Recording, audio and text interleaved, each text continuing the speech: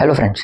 So this is the second video in the series where we'll be discussing difficult topics of CFA level 1 and this is the part 2 of deferred tax. In the first video हमने ये समझा था कि deferred tax क्या होता है, उसकी need क्या है एंड हमने एक deferred tax asset का एग्जांपल लिया था वो समझने के लिए. In this again हम थोड़ा और अच्छे से समझेंगे कि deferred tax क्या होता है with the help of deferred tax liability का एग्जांपल. In this video हम ज़्यादा फंडामेंटल में फोकस नहीं करेंगे because we had already discuss that in the initial video. Here we will focus more on terminologies, the other concepts of deferred tax and how to interpret deferred tax when it appears in the balance sheet. So I would suggest अगर आप already deferred tax concept से familiar हो then you can directly go ahead and watch this video. Otherwise if you are studying deferred tax for the first time I would genuinely recommend कि आप एक बार एक reading कर लो of the deferred tax from the textbook and then you watch this video and then automatically your concepts will be strong. So let's proceed. Again, we are taking an example कि company का profit है 100 in all 3 years and this is earning before tax. So obviously I will charge tax on this and then I get earnings after tax. Let's say tax payable as usual is 30%. That is at 30%. So my tax would be 30 and tax आ जाएगा, right? But no, we already know this कि जो tax होता है that I pay on income as per my tax books, that is income tax act के हिसाब से मेरा क्या टैक्स है उसके बेसिस में मैं टैक्स पे करूंगा. सो अगेन हम in order to calculate income tax as per the income tax act I first need to calculate what is my taxable profit. So here I am taken accounting profit that is 100. But obviously इस accounting profit में एक depreciation जैसा एक element है which is obviously an expense. But वो जो depreciation है that is as per my accounting books. वो डिप्रिसिएशन मैंने चार्ज किया है बाय फॉलोइंग अकाउंटिंग स्टैंडर्ड्स. और वो मैंने कैसे चार्ज किया, मेरे बुक्स में लेट्स से एक एसेट है जिसकी वैल्यू 30 रुपीज़ है एंड मैंने डिटरमाइन किया है कि उसकी लाइफ 3 ईयर्स है. तो as per straight line method of depreciation मेरा डिप्रिसिएशन पर ईयर आएगा 10 which I have charge accounting depreciation 10. But as per income tax act क्या मैं वो 10 रुपीज़ का डिप्रिसिएशन चार्ज कर सकता हूँ? नो. क्यों? इनकम टैक्स की अपनी प्रोविजन है.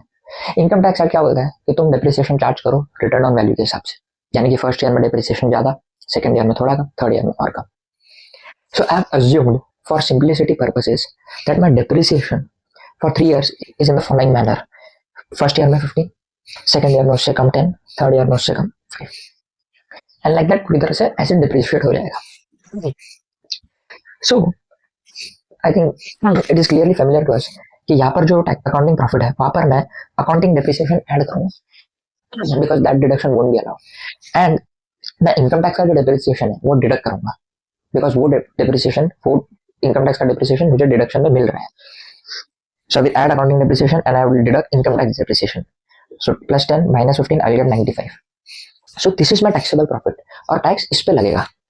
फॉर सेकंड ईयर कोइंसिडेंटली 10 दोनों सेम है तो 100 ही आएगा, 100 पर टैक्स 30% 30.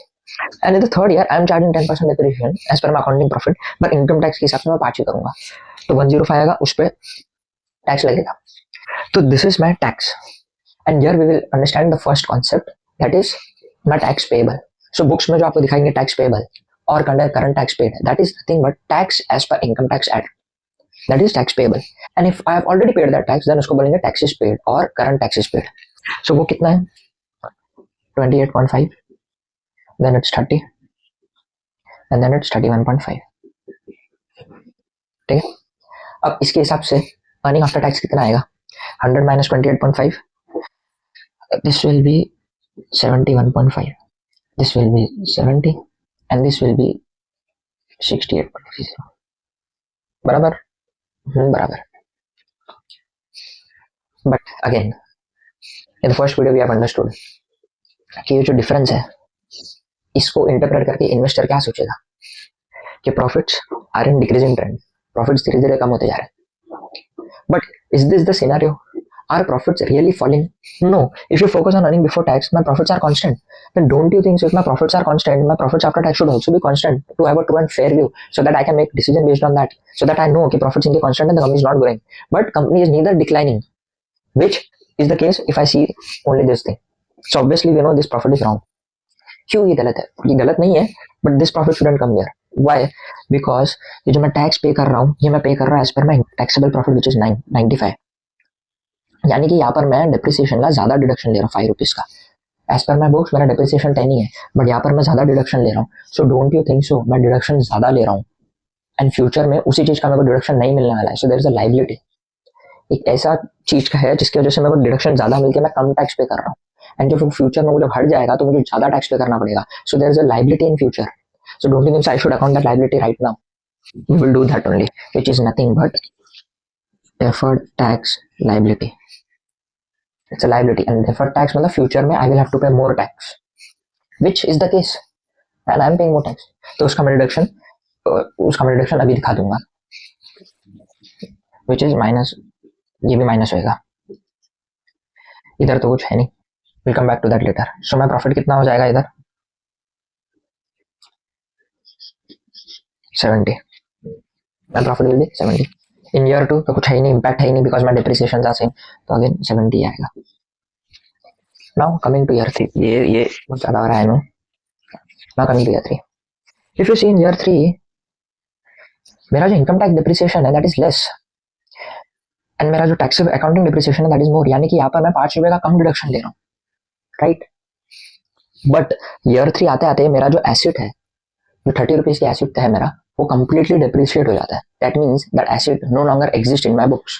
30 रुपीज का एसिड था, मैंने depreciated as per my company books of accounts, वो 10 माइनस हो गया, 0 हो गया. If I depreciate as per my taxable books तो उसका टैक्स बेस भी 0 हो गया. So don't you think so जब मेरा ये एसिड एग्जिस्ट ही नहीं करता है, the asset no longer exist, तो उसकी वजह से जो डेफर्ड टैक्स लाइबिलिटी मैंने क्रिएट की थी, जिसका मैंने ऑलरेडी एक्सपेंस दिखा चुका है, I will have to write that off. मेरे को वो लाइबिलिटी हटानी पड़ेगी बुक से because that liability no longer exist. So I will add here my deferred tax liability. क्यों? क्योंकि उस पे जो टैक्स पे करना था, उस टैक्स तो मैं भी पे कर रहा हूँ, टैक्स आई एम पेइंग यहाँ पर ज्यादा, but I have already taken that deduction in this year because of excess depreciation of income tax. तो now I am writing that of.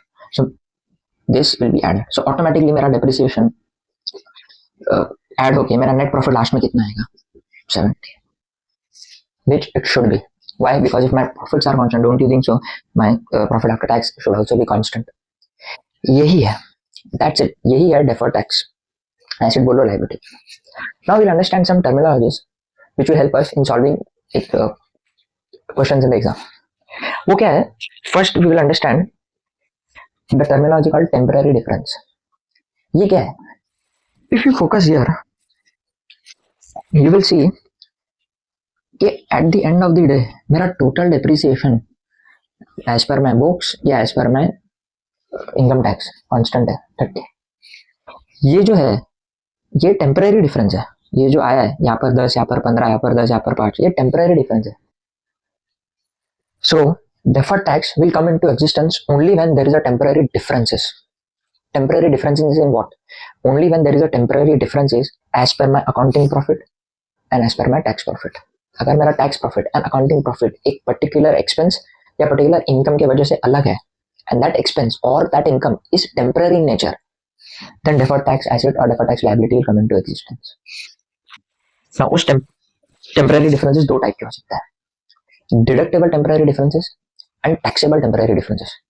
Deductible temporary differences का सिंपल मतलब है as the name suggest कि मेरे को deduction मिल रहा है, so that will give rise to deferred tax asset. यानी क्या, मेरे को इनकम टैक्स अभी वो डिडक्शन नहीं दे रहा एक्सपेंस का, वो बोल रहा है तू फ्यूचर में ले. It means I am paying more tax today, but future में इनकम टैक्स का डिडक्शन देगा, देन इन फ्यूचर आई पे लेस टैक्स.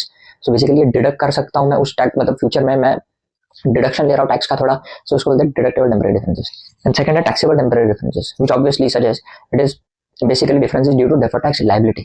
मतलब क्या, ये केस में एक टेम्पररी डिफरेंसेस है, मैं कम टैक्स पे कर रहा हूँ बिकॉज ऑफ मोर डिप्रिसिएशन, तो फ्यूचर में आई विल हैव टू पे more tax because of that जो मैंने पे किया है. तो ये भी टेम्पररी डिफरेंस है, अभी कम बाद में ज्यादा, बट ये क्या, ये टैक्सेबल टेम्पररी डिफरेंस है बिकॉज फ्यूचर में मोर टैक्स पे करना पड़ेगा.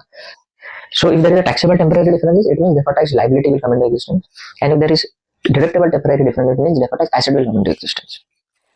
अब deferred tax कैलकुलेट करने के अलग अलग तरीके होते हैं. वन वाज दिस मेथड जो मैंने आपको बताया, depreciation as per accounting policy and depreciation as per income tax, वो ले लिया. एंड दूसरा तरीका होता है to compare tax base versus carrying value. Sorry, ये tax base versus carrying value होता क्या है?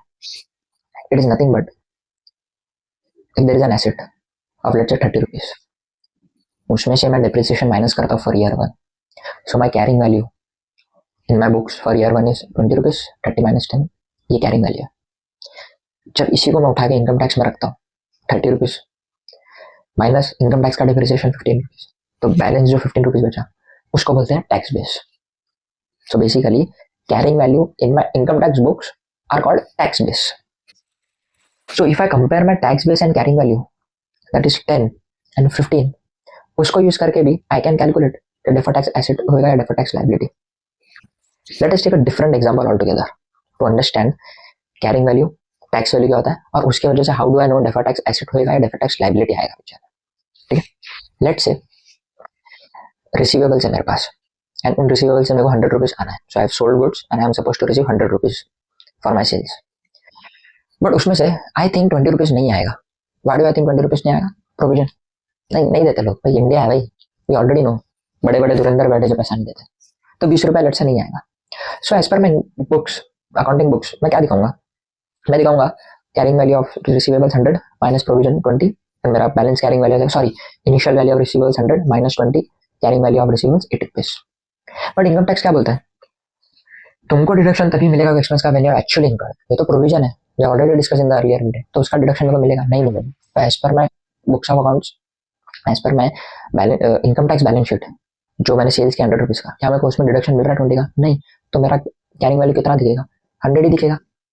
सो my carrying value in books of accounts 80 is less than carrying value in my income tax which is 100, बराबर। तो यहाँ पर मेरे को 20 रुपीज का कम डिडक्शन मिला है, Do you agree? So obviously it will give rise to what? Deferred tax asset. क्यों? क्योंकि फ्यूचर में मुझे उसका डिडक्शन मिलेगा when I actually incur that expense.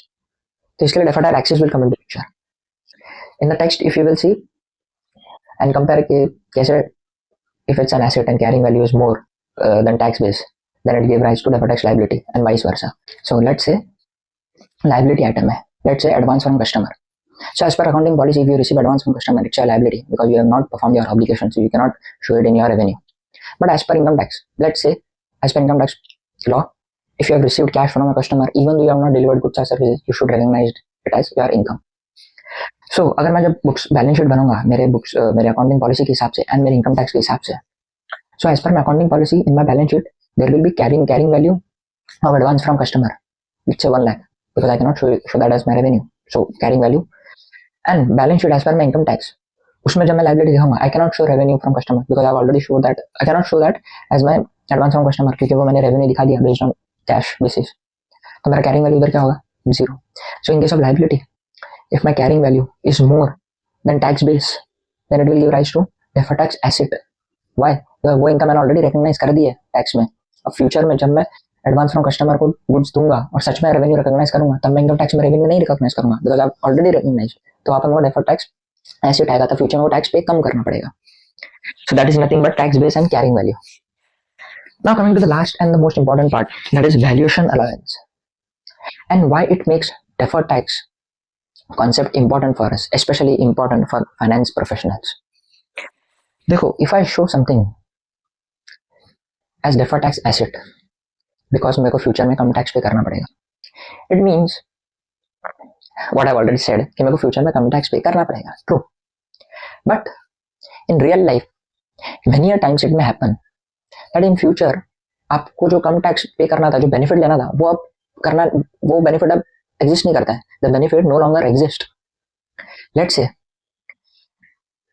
I to provision of 20% के डेटा से पैसा नहीं आएगा और मैंने वो प्रोविजन दिखा दिया, बट इनकम टैक्स बोलेगा नहीं, वो प्रोविजन का डिडक्शन नहीं मिलेगा, तो वो एड बैक हो जाएगा मेरी इनकम में एज पर इनकम में एज पर टैक्सेबल इनकम, और उस पर टैक्स लगेगा, बट मेरे को डेफर्ड टैक्स एसेट भी मिलेगा because in future I know कि जब ये प्रोविजन मेरे को मिल जाएगा पैसा, सॉरी जब ये प्रोविजन होगा मेरे को पैसा नहीं मिलेगा, then I will take the deduction of that, right. But let's say मेरे को डेटर से पूरा पैसा मिल गया, डेटर से मेरे को पूरा पैसा मिल गया, तो प्रोविजन तो एग्जिस्ट ही नहीं करता है, तो जो प्रोविजन मैंने दिखाया भी था पहले उसको again I will have to add back in my income, accounting profit में भी इनकम में ऐड करना पड़ेगा, राइट। तो उस केस में अकाउंटिंग स्टैंडर्ड्स क्या बोलता है, if you know in future कि आपको जो आपने प्रोविजन लिया था वो नहीं होने वाला है, और for that matter any other expense that you believe you are going to incur but you don't incur, or any other income that you thought won't be recovered but it recovered, and deferred tax asset doesn't exist anymore आपको पता है कि in future deferred tax asset won't be existing anymore, then you write off that deferred tax asset. You cannot show the deferred tax asset anymore. तो क्या करें उस case में? you have to transfer the deferred tax asset to valuation allowance. आप उसको valuation allowance करके एक account create करो और आप वहां पर ट्रांसफर करो. What will happen with this? When you do that, when you reduce your deferred tax asset and you transfer it to valuation allowance, उतना इक्वल अमाउंट का आपका टैक्स बढ़ जाएगा, उतना इक्वल अमाउंट का आपका टैक्स बढ़ जाएगा एंड वो ऑटोमेटिकली यहाँ पर ज्यादा दिखेगा एंड आपका प्रॉफिट उसकी वजह से कम हो जाएगा. which it should be. Obviously we are discussing only for the tax impact. जो टैक्स अमाउंट है उतने से प्रॉफिट कम होगा. आफ्टर ऑल अगर आप एक्सपेंस इनकर नहीं कर रहे हो या आपने प्रेडिक्ट किया था कि जो एक्सपेंस इनकम जो नहीं होने वाली है, प्रोविजन फॉर प्रॉफिट वो इनकम आ गई है, तो obviously income will rise, then obviously your tax should also rise. वही बात आ रही है. तो प्रॉफिट आपका यहाँ पर कम होगा only by tax amount. Overall तो आपका प्रॉफिट बढ़ेगा ही ऑब्वियसली, इसलिए तो आप डेफर्ड टैक्स एसेट हटा रहे हो. So important कैसे है? important ऐसे है. Now many times what companies will do, even though they can foresight that we no longer require the tax asset because tax का benefit नहीं होने वाला है हमें फ्यूचर में, we will be paying tax, but still they will show deferred tax asset in the books. वो चाहेंगे कि deferred tax asset books में बना रहे and they won't transfer it to valuation allowance and won't account for it in tax payable. Now you as an analyst, when you read deferred tax asset, you need to understand ये deferred tax asset आया क्यों picture में. And when you see the deferred tax asset 50 crores in the balance sheet, then you go to notes to accounts. There will be multiple reasons. There will be bifurcation of that 50 crores. कि अच्छा 5 crores इसकी वजह से, 2 crores इसकी वजह से, 5 crores इसकी वजह से. And then in that you have to gauge and analyze कि okay, I believe the benefit of this expense we won't get it in future, or the provision that we have made that income won't be recovered. I think we'll recover the income and taxes will have to be payable. So this deferred tax asset shouldn't exist in the books. At that time you have to make a call कि जो books में deferred tax asset दिख रहा है, it shouldn't be appearing. It should be transferred to valuation allowance. So this was the entire concept of deferred tax and other terminologies and how do you interpret it. Now, like the video is over, but I will share some questions with you.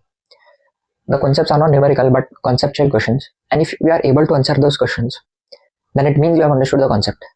And if still you believe that you are not able to answer those questions because the questions are एकदम conceptual based रहेंगे, and you can answer that questions only when your concepts are clear. And अगर आप वो questions के answer नहीं दे पा रहे हो, put your doubts in the comment section and I will solve it. And if you are able to answer those questions, it means your concepts are clear and you have understood the deferred tax concept, and you believe that this video has helped you in clearing your doubts and bringing clarity to your understanding level of deferred tax. Then do like the video. Thank you.